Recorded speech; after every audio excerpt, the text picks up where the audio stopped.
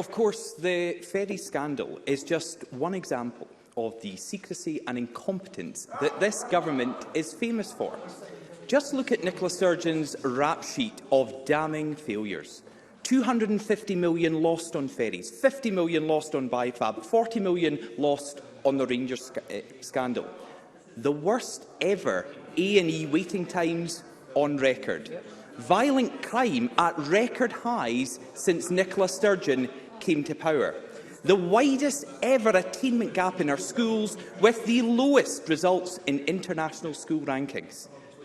The highest drug deaths in Europe. First Minister, surely this is a record you're ashamed of. First Minister. Well, of course, BIFAB is also still open and employing people. A&E challenges for A&E services across the whole of the UK, Europe, the world, but A&E services in Scotland, the best performing of all of the four nations in the UK for 6 years. In terms of crime, recorded crime at one of the lowest levels since 1974, down 41% since this government took office. Over the long term, we've seen a reduction in police-recorded non-sexual violent crime of 36% since this government took office. Homicide cases at their lowest level since comparable records began back in 1976. And those who experience crime down and lower than in other parts of the UK. Education, 1,000 school building projects completed since this government took office. When we took office, only 61% of schools were in good or satisfactory condition. That's over 90% today. We've got lower council tax than people in other parts of the UK, lower income tax for the majority, free prescriptions. Free personal and nursing care has been extended. We've got the Scottish Child Payment. We've got new benefits, the Carers Allowance Supplement, Young Carers Grant, the Baby Box, early years education and childcare trebled since the government took office, doubled in my time as First Minister. More staff working in our NHS than in any other part of the UK. More GPs per head of population. I can go on if Douglas Ross wants me to do.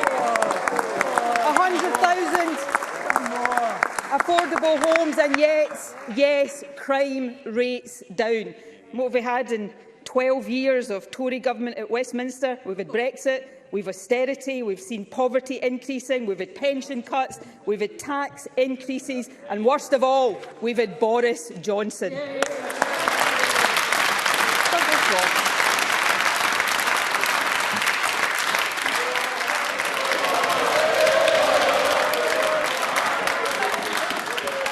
Shameful. Shameful, First Minister. Shameful to the 1,319 individuals who died as a result of drugs in the last year, that they didn't even merit a mention in the First Minister's response. 1,319 lives lost and families destroyed, and Nicola Sturgeon yet again ignores them to get cheap applause from her SNP backbenchers. Because we know, Presiding Officer, when Nicola Sturgeon takes her eye off the ball, Scotland suffers. And at a local level, their record is just as bad. They have cut hundreds of millions from council budgets. They've overturned hundreds of local planning decisions. They've brought in controversial sex surveys in schools. They've hit drivers with new taxes. They've let Scotland's biggest city be overrun by rubbish and rats. The SNP have let people down, and Labour have helped them. In councils across Scotland, they share power. Tomorrow's election is a chance to get the focus back onto the things that really matter to people. Improving local services, rebuilding roads, investing in schools and cleaning up our streets. Scottish Conservative councillors will focus on local priorities and stand up to this SNP government when they waste a fortune on ferries, when they slash council budgets and when they cut vital services. First Minister, why should SNP candidates be rewarded for your failure? First Minister. Tory and Labour propping each other up in Aberdeen the last time I looked, or North Lanarkshire, for example. But let's get back to the issue.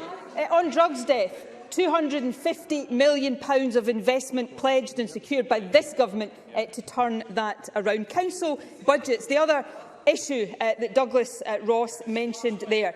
The Scottish Government budget in this financial year, and this comes from the Scottish Fiscal Commission, cut by Westminster in real terms by 5%, but due to the decisions taken by this government, of course, the total funding package for local councils is up in real terms by 6%. That's the difference between the SNP and the Tories. And you really know that Douglas Ross is desperate and scraping the bottom of the barrel when he starts talking about sex surveys in schools. You know, the fact is, and I suspect this has been well noticed across Scotland in this election, Douglas Ross has spent far more time standing up for Boris Johnson than he has standing up for the interests of people in Scotland. You know, when it looked as if the Tories were actually going to get rid of Boris Johnson, Douglas Ross bravely at that point called for his resignation.